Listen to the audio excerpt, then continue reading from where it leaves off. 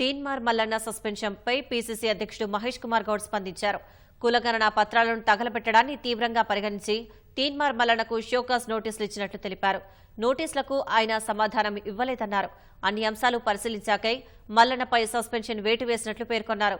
Party వ్యతిరేక కార్యకలాపాలకు ఎవరు పాల్పడినా చర్యలు తప్పవని పీసీసీ అధ్యక్షుడు మహేష్ కుమార్ హెచ్చరించారు. పార్టీలో క్రమశిక్షణ ఉల్లంఘిస్తే, కాంగ్రెస్ పార్టీ గీసిన గీత దాటితే, కాంగ్రెస్ కుల సర్వే రిపోర్ట్ని తగలబెట్టినటువంటి తీన్మార్ మల్లన్న కూడా సస్పెండ్ చేయడం జరిగింది. నెల క్రితం సుభాష్ రెడ్డి గారిని సస్పెండ్ చేయడం జరిగింది. ఎల్లారెడ్డిలో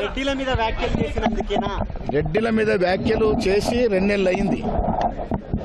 క్రమశిక్షణ చర్యకు నోటీస్ ఎప్పుడు ఇచ్చాము? మేము డాక్యుమెంట్ ని తగలబెట్టి డాక్యుమెంట్ గురించి చాలా నీచంగా మాట్లాడినప్పుడే షోకాజ్ ఇచ్చాం. ఆ విషయాన్నే తీవ్రంగా పరిగణించింది ఏఐసీసీ. మీనాక్షి నటరాజన్కు దీంట్లో సంబంధం లేదు. షోకాజ్ ఇచ్చి దాదాపు 20 రోజులు అవుతా ఉంది. ఏఐసీసీ వారు దీన్ని రీతిలో పరిశీలించిన తర్వాతనే చెన్నారెడ్డి గారిని ఆదేశించడం జరిగింది.